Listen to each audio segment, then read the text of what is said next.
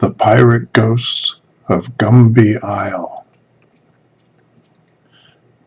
In the bayou country of Louisiana, they tell all sorts of weird tales about ghosts and spirits and werewolves and devils.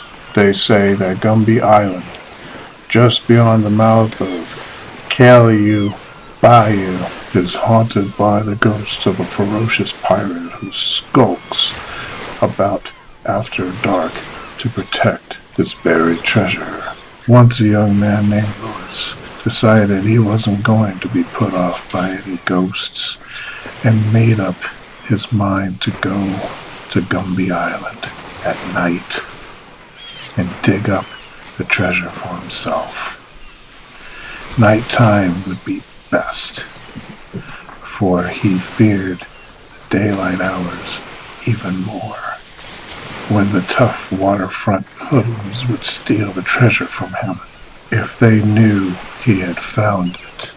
So one night he slipped from his house, went down to the bayou where he kept a small boat, and started rowing towards the island.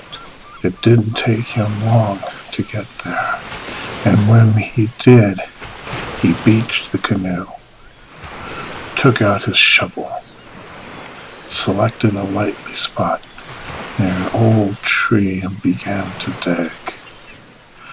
Suddenly, he heard a suspicious noise. Whirling around, he saw that his canoe was slipping into the water all by itself. Splashing after it, he managed to grab it and drag it back. This time, taking it well up on the shore, where he tied it to a tree for good measure. With that, he went back to digging. He had barely dug 2 or 3 feet down when he heard another sound, this time behind him. Right behind him. Somebody was there, he could tell. Scared nearly out of his wits, he looked over his shoulder. He almost died on the spot. There, glaring at him, were 3 pirates with long black beards, pistols in their belts, cutlasses at their waists, and long, gleaming daggers in their hands. Blood dripped from the knives. Water dripped down from their clothes, and seaweed was tangled in their beards and hair. Convinced that he was done for, poor Louis shut his eyes tight and began to pray.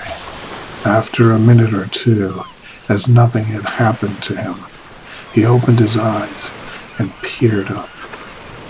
The pirates had vanished, but so had Louis's courage. Now he wasn't interested in gold anymore, only in getting back to his canoe and home to bed. Scrambling from the hole he had dug and clutching his shovel, he ran to the boat as fast as he could. But suddenly he was stopped in his tracks. There, sitting in the boat, was another pirate.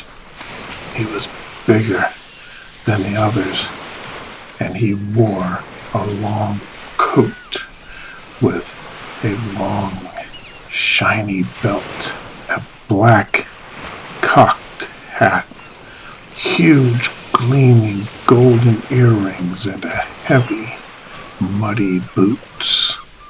His beard was longer and blacker than the other 3, and he was more terrifying to look at too.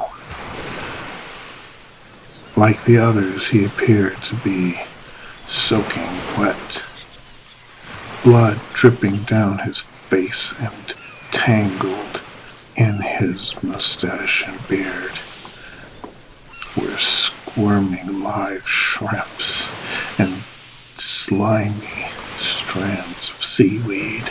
Seizing the pistol from its belt with a great hairy paw for a hand, the pirate rose up and snarled in a hollow voice. "Get in and row, you miserable lubber." Shaking like a leaf, Lewis did as he was told, rowing as if the devil himself was after him. As soon as they were halfway between the island and the shore, the pirate stood up in the boat, put his pistol back in his belt, threw back his head, and laughed hideously.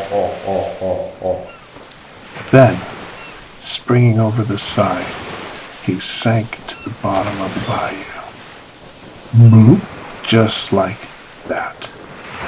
Lewis watched as he disappeared beneath the water, like a corpse with an anchor around its ankles, disappearing without a trace, without even a bubble.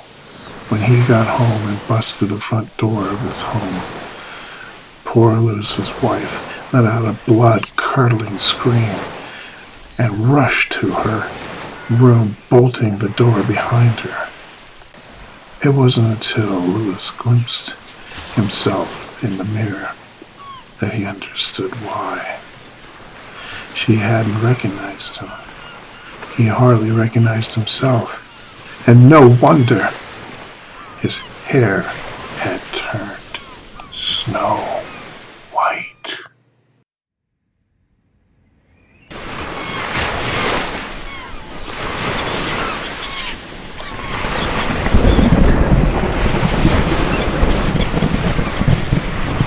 Oh, oh, oh, oh, oh, oh, oh.